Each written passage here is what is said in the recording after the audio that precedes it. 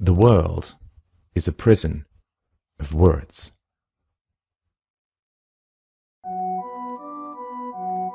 The beginning of wisdom is to call things by their proper names. Of all the tools we have invented, words are the most powerful, the most productive, and the most dangerous. Words can classify, identify, conceptualize, abstract, beautify.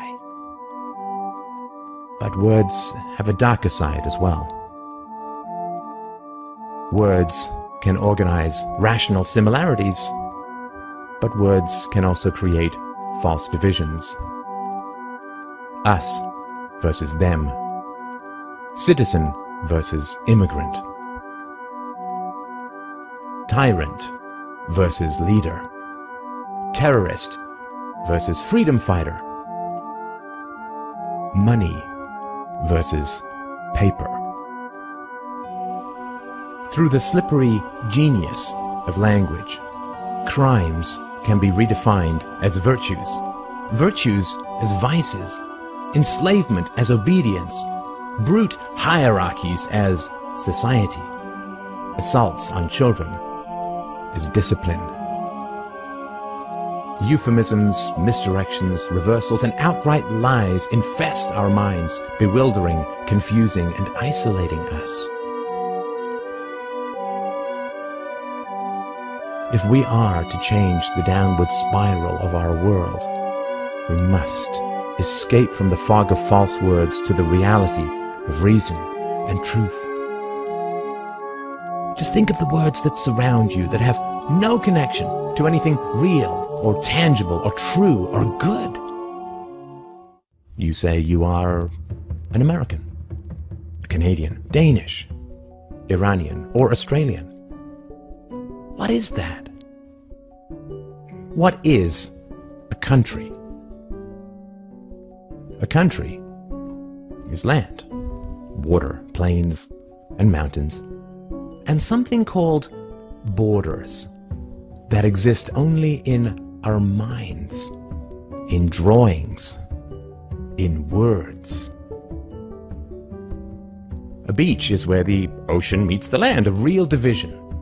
A country is a color on a map, an imaginary enclosure of legal containment. Countries arise when warlords run up against other warlords they cannot conquer, or when they have mostly finished killing off or enslaving the indigenous population. Countries are the chalk outlines of bodies, of ancient and modern crimes. Countries are the fences around farms, designed to keep you, the citizen, in place. When you go from one country to another, what changes? Not the color of the sky, your hairdo, or the laws of physics. No. All that changes are the enforced rules called laws, and the rulers who are legally allowed to enforce them. Countries are regions where the power of particular political rulers holds sway. They are land controlled by governments. When you say, "I am an American," what you're really saying is that you are ruled by the American government. It would be more accurate to say, "I am the property of the American government," or "proud livestock of the English tax farm." If dairy cows could talk, they would say, "I am owned by Farmer Jones," or "I am kept on the Jones farm." How is it different for you? This is the great danger of words. Countries are places where a tiny minority can use force to make you obey their words, called laws. In a country, you must obey the millions of constantly changing words, or you will be kidnapped and caged. It doesn't matter how many words there are, or whether it's even possible to know them all. You can be locked up for disobeying the unknowable at any time. These magic words can convert people from honest citizen to evil criminal at the stroke of a pen. In 1933, in America, it was legal to own gold and illegal to drink alcohol. The next year, it was legal to drink alcohol and illegal to own gold. Who alone has the power to do this? The state. The state is a group of individuals with a monopoly on the legal use of violence.